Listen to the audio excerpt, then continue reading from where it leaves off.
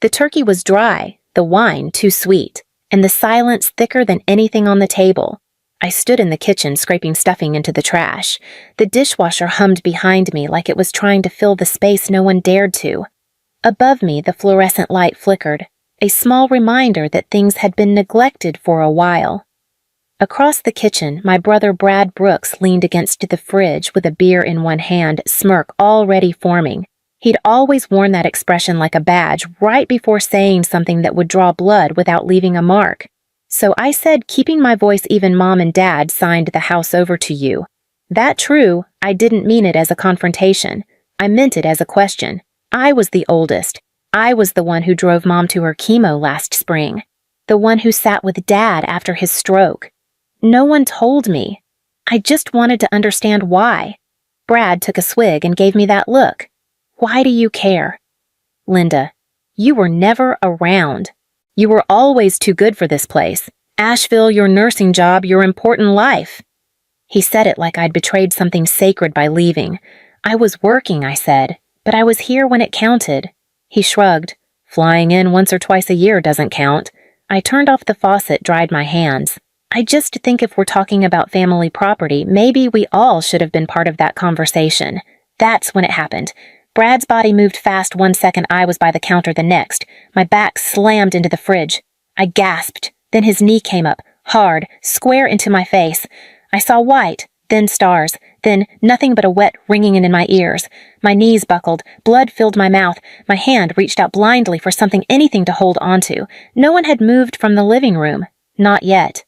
I dragged myself toward the phone on the wall. My vision swam, one eye swelling shut already, the other blinking against the sting of blood. My hand trembled as I found the buttons. I hit 9, then 1.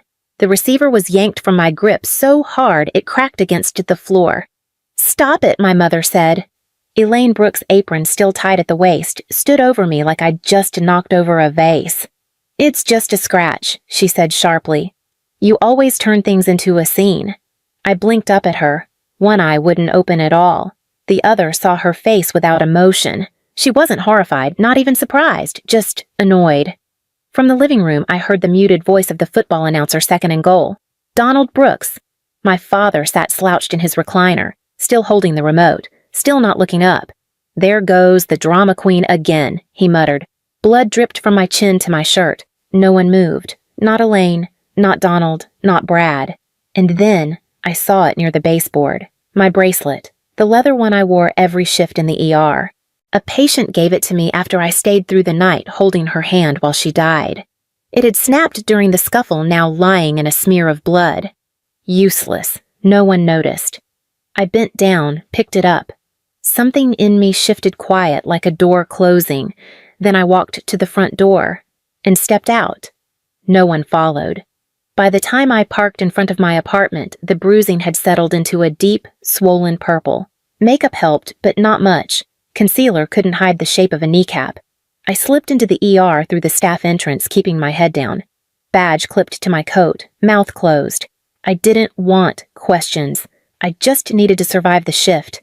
In the staff bathroom, I pressed a cold paper towel to my cheek, not because it worked, but because I needed something to do with my hands. The mirror was honest. My lip had split, swelling faintly. The bone around my eye was tender skin, dark like a shadow I couldn't wash off. A knock startled me. Linda Kayla, one of the newer nurses barely out of school, stood outside holding a cup. I opened the door. She looked at my face, then away. "Sorry, I thought you might want coffee." I took it. "Thanks." She didn't ask what happened. She didn't need to. It wasn't curiosity, it was concern. We walked to the break room. Jorge, a trauma nurse, glanced up, nodded once. That silent kind of check-in men do when they don't know how to say, "Are you okay?" I sat alone near the lockers during my break and finally checked my phone. No missed calls, no voicemails, just one message from my sister Melissa. "Don't stir up drama. You know how Brad gets. Just let it go. 5 words, that's all." But they pressed heavier on my chest than Brad's knee ever did. I didn't know what I expected from her. Maybe not this. The bruises weren't new. Not really. At 9, Brad had locked me in the backyard shed for taking the last Pop-Tart. I screamed, kicked the door, begged. I remember the smell of fertilizer, the rake teeth pressed against my calf, the dim light through the slats. When Mom finally let me out, she didn't ask what happened, just told me to apologize for being difficult. At 8, he shoved me into the linen closet because I was humming while he did homework. I hit the shelf going down, tore my elbow open on the hinge. I remember the light under the door. A pause. Elaine's shoes stopped right outside, then kept walking. She didn't even knock. Back then, I didn't have words like abuse or gaslighting. I thought maybe I really was dramatic, that I remembered things wrong, that I made them worse. But sitting on the floor of the break room that night, fingers absently tracing the ridge of swelling on my cheek, I felt it settle in me like a stone. This wasn't new, and it wasn't going to stop. That's when I took a pen from my bag and pulled a prescription pad from the stack. I wrote the date, then the words frontal trauma. Domestic, non-accidental. I paused, then underlined non-accidental, slowly, twice. That night I started a new notebook. I titled it What They Did. Page 1, Thanksgiving. Page 2, The Shed. Page 3, The Closet. Page 4, The birthday they skipped but told people I was traveling. Some memories hurt too much to hold, but if I didn't write them down, I feared I'd start making them softer. They didn't deserve soft. A week later, I stopped by the house to drop off groceries.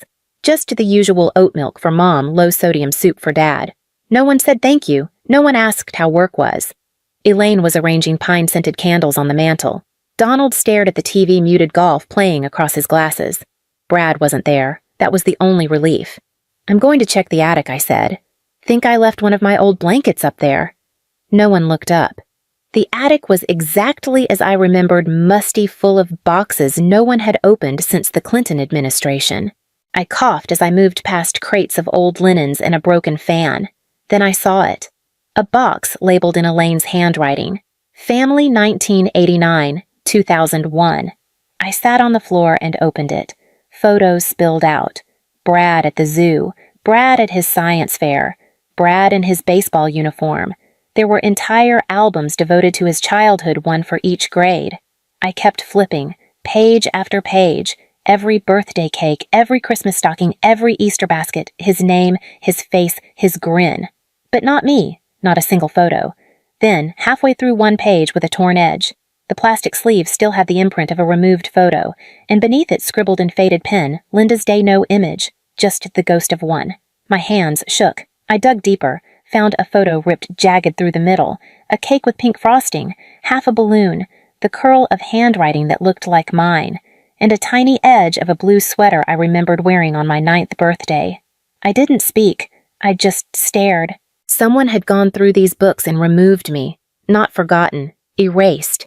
I put the box back where I found it. No blanket in my hands, just dust on my fingers. And that torn sliver of birthday sitting in my pocket like a crime scene. Back home, I spread everything out on the kitchen table. Old injury photos, scribbled dates, copies of medical visit notes, that half-torn birthday picture I'd folded flat again. I taped each one onto the wall, one by one. Not for drama, for documentation. I called it the case against silence. And still part of me wondered if I was being too much. If I was stacking stories that didn't belong together. If maybe Melissa was right. That's when the phone rang. Rachel McKinley. We hadn't spoken in years. She grew up next door, used to trade lunches with me in 2nd grade. Her voice hadn't changed. Linda, she said I didn't know if I should call, but it's about Sophie. Her niece, 8 years old. Staying with Elaine for the week while Rachel's sister was overseas. She told me something today, Rachel continued. Said Uncle Brad got mad. Said she was being loud and he pushed her. Not hard, but enough. My grip tightened on the phone. Rachel's voice broke. Then she said, he told me not to be a drama queen like Linda. I stared at the wall, the photos, the notes, the dates. It wasn't just a memory anymore. It wasn't personal.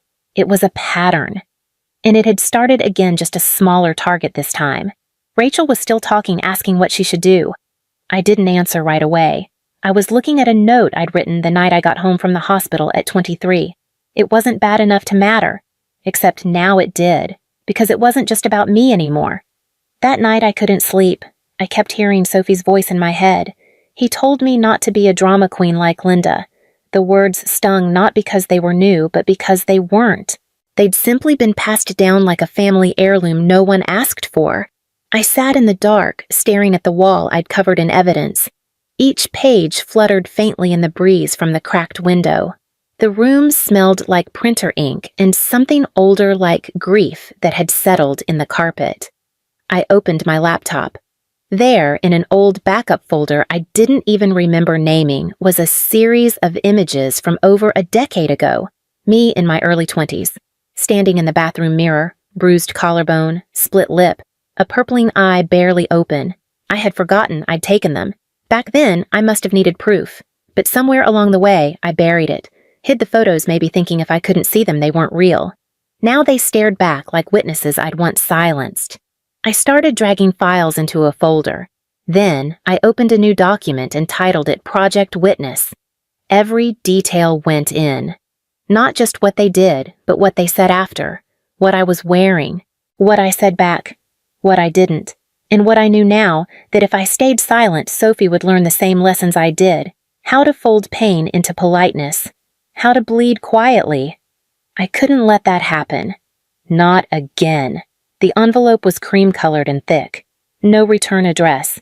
Just my name handwritten in tight, careful print. I opened it over the sink crumbs from dry toast still on the counter. Inside was a letter. 3 pages. Signed at the bottom, Miss Florence Greer, my 8th grade music teacher. I hadn't thought of her in years, but the second I saw her name, I remembered the day I flinched when Brad slammed a locker shut. She had looked at me gently for a beat too long. She wrote, "Linda, I saw the bruises back then. I filed a report with the school counselor. Your parents came in furious. There were threats, lawyers, defamation. The counselor backed off. I stayed quiet. I've regretted that ever since. I kept my journal from those years. The report, too. If you ever need it, it's yours. You weren't too sensitive. You weren't making it up. I believed you then. I believe you now." My hands trembled, but not from anger, from relief. For the first time, someone outside the family had said it, written it down, confirmed that what I remembered wasn't some twisted version of events. It was real. I called her that afternoon. Her voice was softer than I recalled, older but steady. "I'm sorry I didn't do more," she said. "People like your mother count on silence, yours and everyone else's." I looked at the wall in front of me, the notes, the pictures, the photo Rachel had texted of Sophie, her lips swollen and her eyes not meeting the camera. "They won't get that silence anymore," I said. "Not from me." Elaine called the next week. Her voice was light, almost sweet.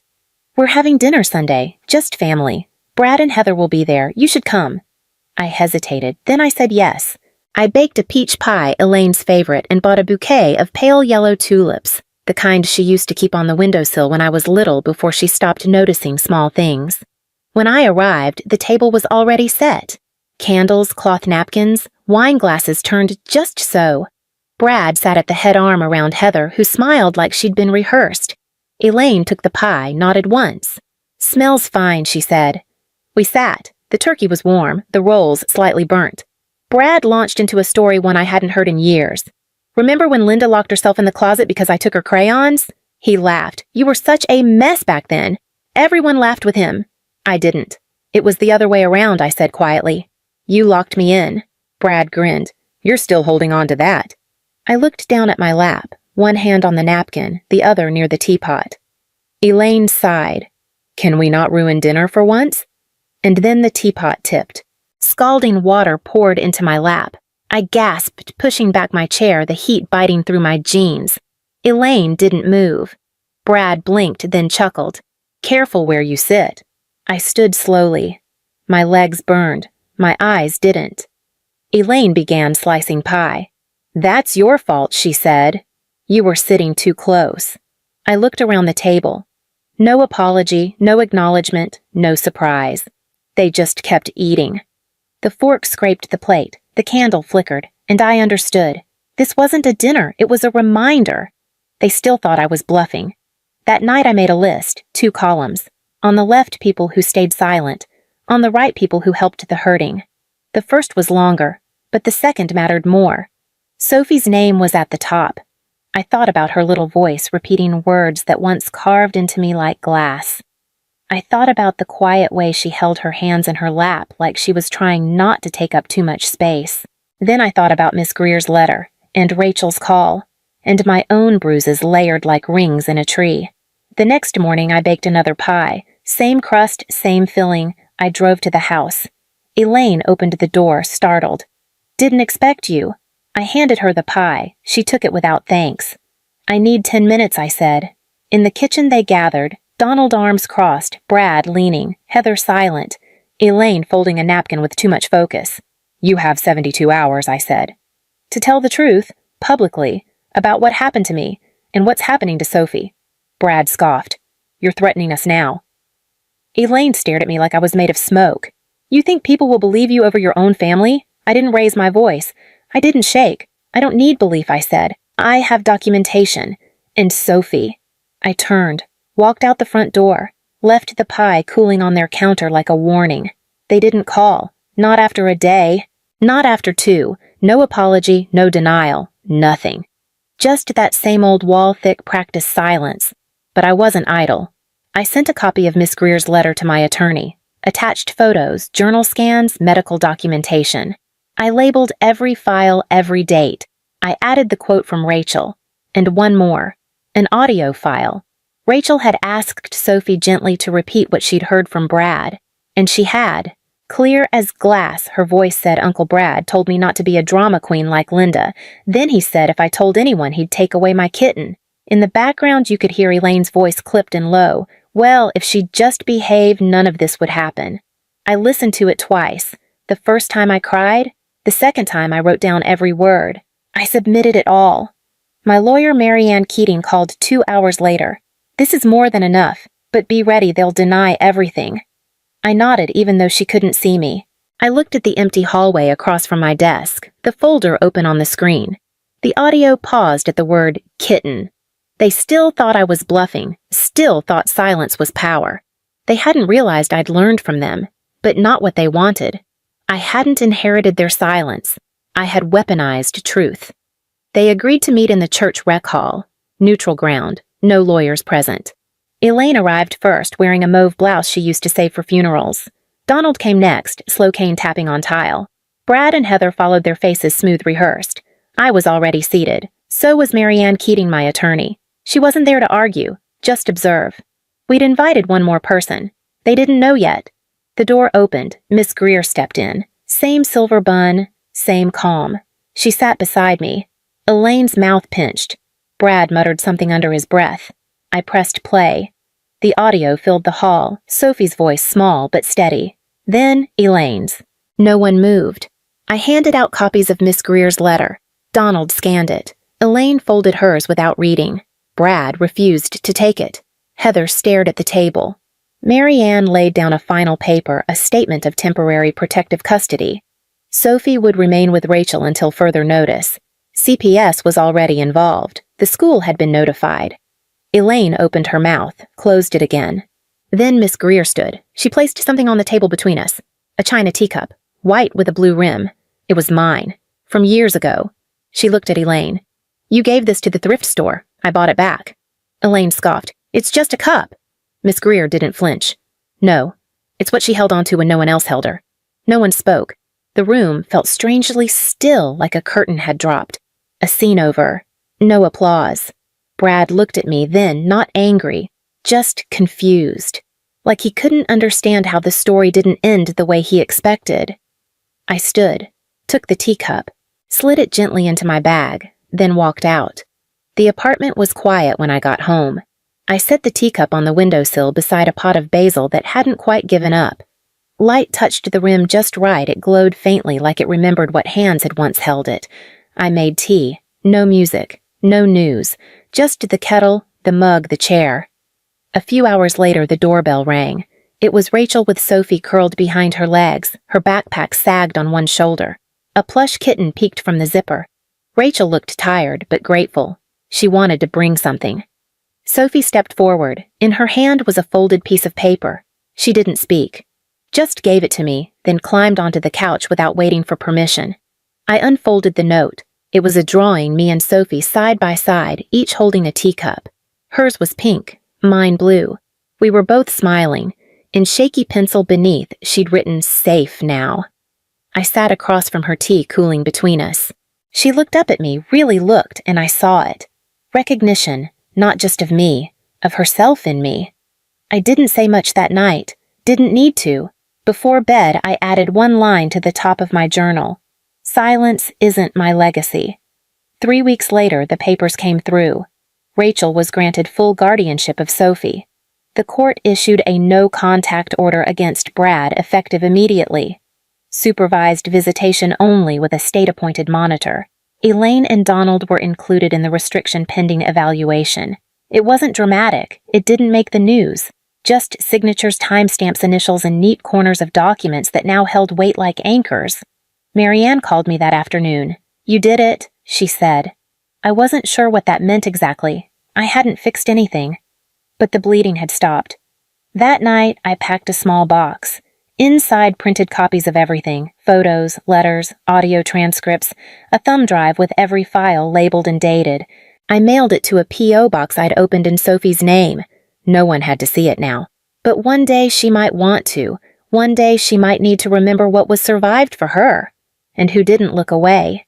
At dinner, I poured tea for both of us. Sophie had found a matching cup at the thrift store, plastic, but with the same blue band. She lifted it to her mouth with both hands. "You think they're still mad?" she asked. I smiled slow. "Doesn't matter." And it didn't. Not anymore. Spring came late that year. The trees outside my window stayed bare into April, as if unsure whether the cold had really passed. Sophie liked to sit by the window in the mornings. She'd draw hum under her breath and occasionally glance up to see if the tulips in the pot had bloomed yet. One morning I placed something beside her notebook. She looked down. A new teacup, porcelain blue-rimmed, just like mine. No cracks, no chips. She traced the edge with her finger. "Is it for me?" I nodded. "You don't have to drink from the broken ones anymore."